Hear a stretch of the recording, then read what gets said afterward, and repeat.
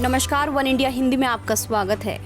आज देश के महान स्वतंत्रता सेनानी, विचारक, समाजवादी नेता और गरीबों पिछड़ों के आवाज राम मनोहर लोहिया की पुण्यतिथि है।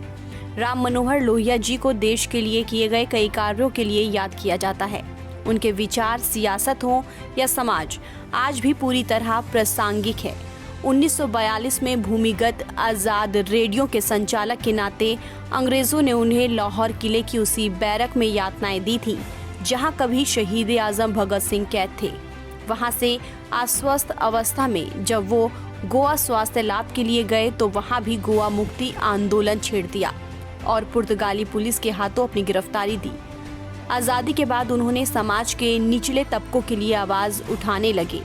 वंचितों, पिछड़ों को 60% विशेष अवसर, नर नारी समता, आर्थिक विषमता को घटाते हुए संभव समता पर लाना, अनावश्यक खर्च पर रोक, दामों को बांधने की उचित नीति, जाति विध्वंस, अंतरजातीय और अंतरधार्मिक विवाह को प्रोत्साहन, विश्वविद्यालयों में राष्ट्रीय और सामाजिक रूप से सार्थक शोध को बढ़ावा देना, निजी जीवन में सादगी, अन्याय का प्रतिकार, हर तरह की गुलामी और गैर बराबरी का अंत, सबको समान शिक्षा और स्वास्थ्य सुविधाएं जैसे कई विषयों पर लोहिया के विचार आज और भी प्रासंगिक हो गए हैं। 50 के दशक में कितने ही राष्ट्रीय और अंतर्राष्ट्रीय विषयों पर डॉक्टर लोहिया ने अपने विचारों को प्रस्तुत किया है जो दशकों बाद भी प्रासंगिक है, जैसे नदियों और तीर्थ स्थलों की स्वच्छता, आम भारतीय पर्यटकों के लिए सस्ती अधोसंरचना का विकास,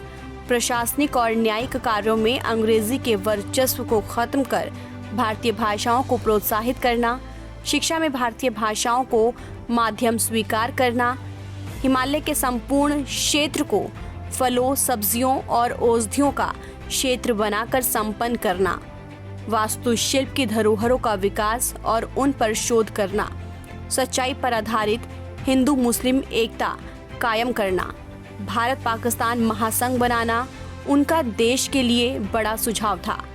भारत की आदर्श नारी सीता सावित्री नहीं, द्रौपदी हैं।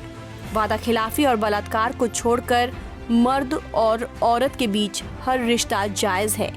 किस राजनेता की हिम्मत थी कि ऐसी क्रांतिकारी बातें उस युग में कर सके। भारत में बसी घृणित यौन कुंठाओं को नष्ट कर नया, सुंदर, स्वस्थ और प्रेम युक्त समाज का निर्माण लोहिया जी का सपना था। और वाकई में लोहिया जी के विचारों के मुताबिक अगर भारतीय समाज 50% भी ढल जाता है तो ये देश के लिए बड़ी उपलब्धि होगी। फिलहाल इस खबर में इतना ही। देश और दुनिया की तमाम खबरों के लिए आप बने रहिए वन इंडिया हिंदी के साथ।